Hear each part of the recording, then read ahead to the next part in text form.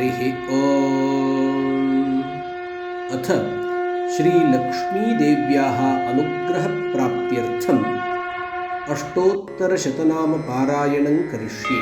ॐ प्रकृत्यै नमः, ॐ विकृत्यै नमः, ॐ विद्यायै नमः, ॐ सर्वभूतहितप्रदायै नमः, ॐ श्रद्धायै नमः, ॐ विभूत्यै नमः, ॐ सुरभ्यै नमः, ॐ परमात्मिकायै नमः, ॐ वाचे नमः, ॐ पद्मालयायै नमः, ॐ पद्मायै नमः, ॐ शुचये नमः, ॐ स्वाहायै नमः, ॐ स्वधायै नमः, ॐ सुधायै नमः, ॐ धन्यायै नमः, ॐ हिरण्मयै नमः, ॐ लक्ष्म्यै नमः, ॐ नित्यपुष्टायै नमः, ॐ विभावर्यै नमः, ॐ आदित्यै नमः, ॐ दीप्त्यै नमः, ॐ दीप्तायै नमः, ॐ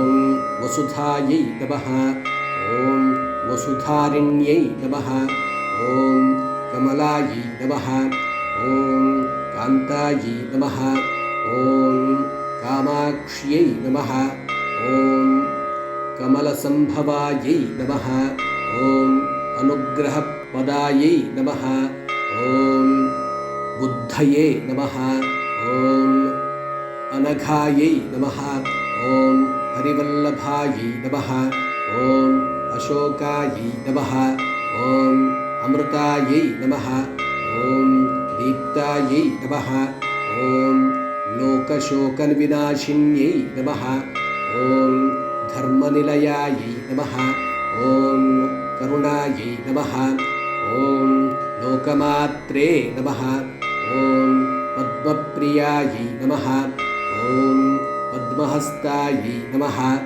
ॐ पद्माक्ष्यै नमः, ॐ पद्मसुन्दर्यै नमः, ॐ पद्मोद्भवायै नमः, ॐ पद्ममुख्यै नमः, ॐ पद्मनाभप्रियायै नमः, ॐ रमायै नमः, ॐ पद्ममालाधरायै नमः, ॐ देव्यै नमः, ॐ पद्मिन्यै नमः, ॐ पद्मगन्धायै नमः, ॐ पुण्यगन्धायै नमः, ॐ सुप्रसन्नायै नमः, ॐ प्रसादाभिमुख्यै नमः, ॐ प्रभायै नमः, ॐ चन्द्रवदनायै नमः, ॐ चन्द्रायै नमः, ॐ चन्द्रसहोदर्यै नमः, ॐ चतुर्भुजायै नमः, ॐ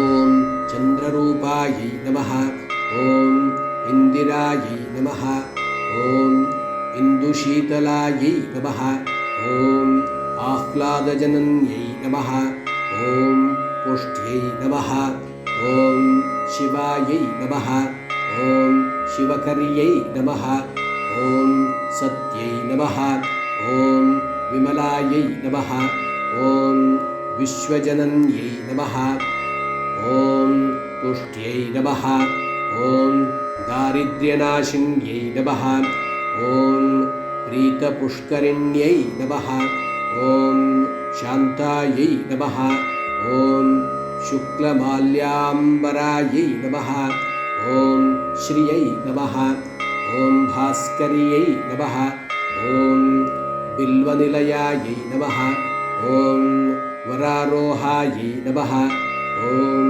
यशस्विन्यै नमः, ॐ वसुन्धरायै नमः, ॐ उदाराङ्गायै नमः, ॐ हरिण्यै नमः, ॐ हेममालिन्यै नमः, ॐ धनधान्यकर्यै नमः, ॐ सिद्धये नमः, ॐ स्त्रैणसौम्यायै नमः, ॐ शुभप्रदायै नमः, ॐ नृपवेश्वगतानन्दायै नमः, ॐ वरलक्ष्म्यै नमः, ॐ वसुप्रदायै नमः, ॐ शुभायै नमः, ॐ हिरण्यप्राकारायै नमः, ॐ समुद्रतनयायै नमः। ॐ जयायै नमः। ॐ मङ्गलायै नमः। ॐ विष्णुवक्षस्थलस्थितायै नमः। ॐ विष्णुपत्न्यै नमः। ॐ प्रसन्नाक्ष्यै नमः। ॐ नारायणसमाश्रितायै नमः। ॐ दारिद्र्यध्वंसिन्यै नमः। ॐ देव्यै नमः। ॐ सर्वोपद्रवनिवारिण्यै नमः। ॐ नवदुर्गायै नमः। ॐ महाकाल्यै नमः। ॐ ब्रह्मविष्णुशिवात्मिकायै नमः। ॐ त्रिकालज्ञानसम्पन्नायै नमः। ॐ भुवनेश्वर्यै नमः। इति श्रीलक्ष्म्यष्टोत्तरशतनामपारायणं समर्पयामि। श्रीमहालक्ष्मीः प्रीयताम्।